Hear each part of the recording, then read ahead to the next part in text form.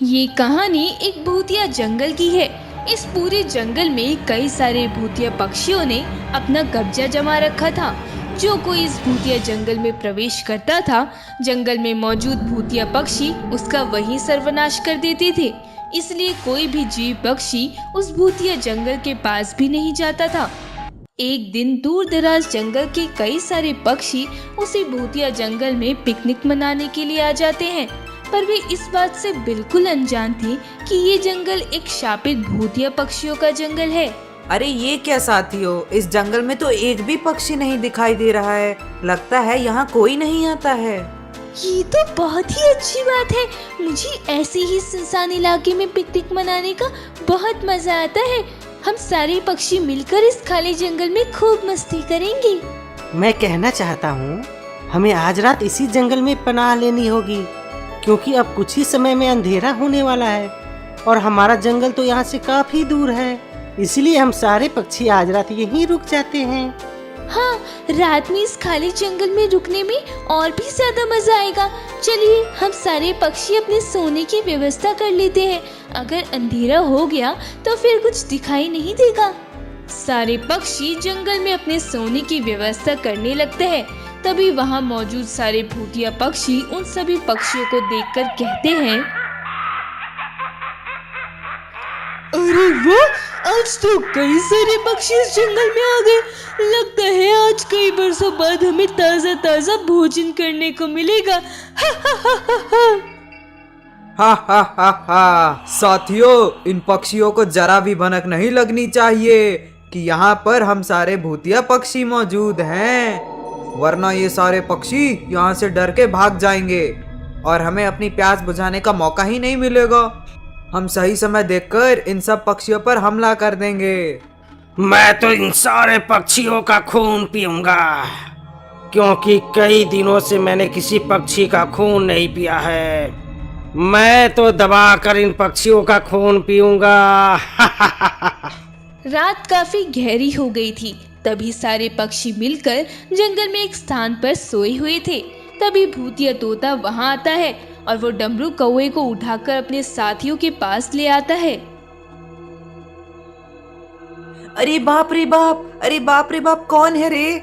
चुप कर, चिल्लाता क्यों है बे? छोटा बच्चा है क्या तू? डमरू कौवा जैसे ही सारे भूतिया पक्षियों को देखता है, उसकी आंखें फटी की फटी रह जाती है। ये तो सारे भूतिया पक्षी हैं। बचाओ, अरे मुझे बचाओ रे। अरे कहाँ फंस गया रे? अरे तोते, इस कौवे की आवाज बंद करो, वरना ये चिल्ला चिल्ला कर उसके सारे पक्षी साथियों को आगाह कर देगा। तुरंत इस कौवे को पेड़ से बांध दो।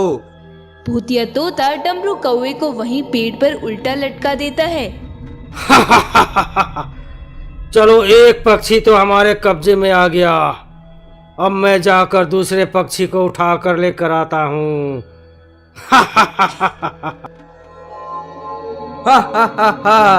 हाँ तोते, जब सारे पक्षियों को हम अपने कब्जे में ले लेंगे तो हम सारे पक्षियों को मारकर अपनी प्यास बुझाएंगे। हा हा हा हा।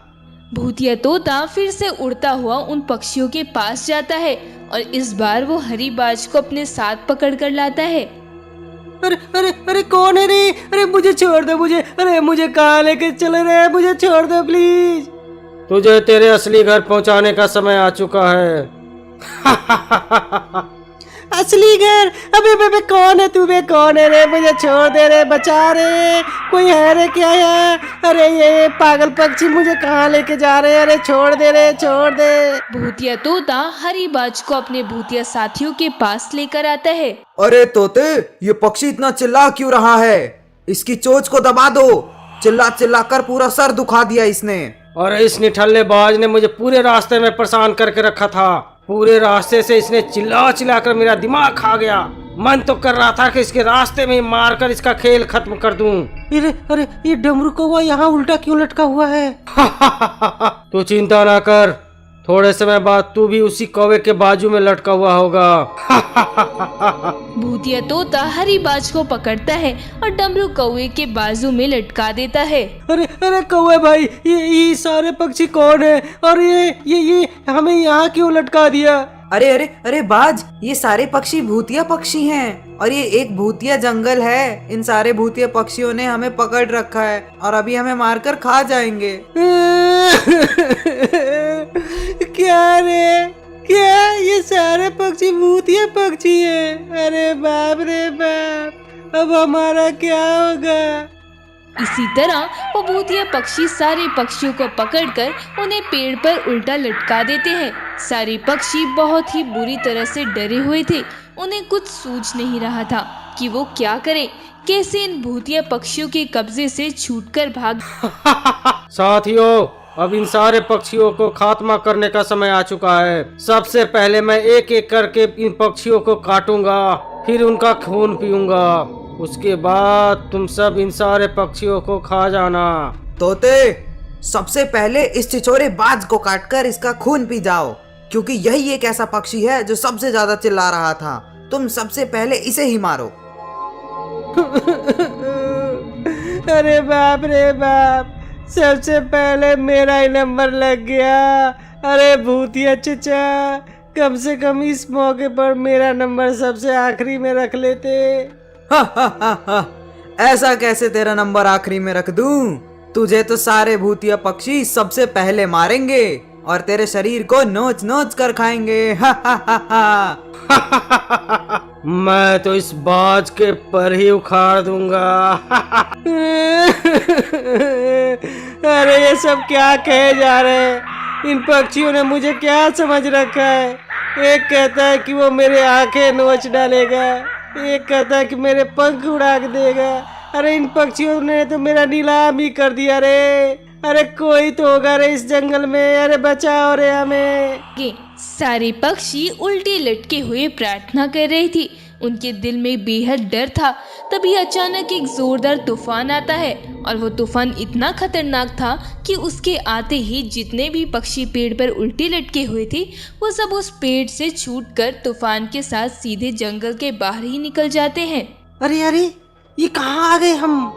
क्या जोरदार तूफान आया था? मेरा तो पूरा शरीर ही हिल गया उस तूफान में।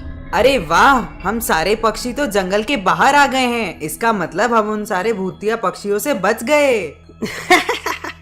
क्या हम सब जंगल के बाहर आ गए? मतलब हम सब उन भूतिया पक्षियों के हाथों से बच गए? अरे बाबा, ये तो बहुत ही अच्छा हुआ। चलो साथियों, यहाँ से तुरंत उड़कर चले जाते हैं। अगर और किसी भूतिया जंगल में फंस गए हम सब तो लेने के देने पड़ जाएंगे।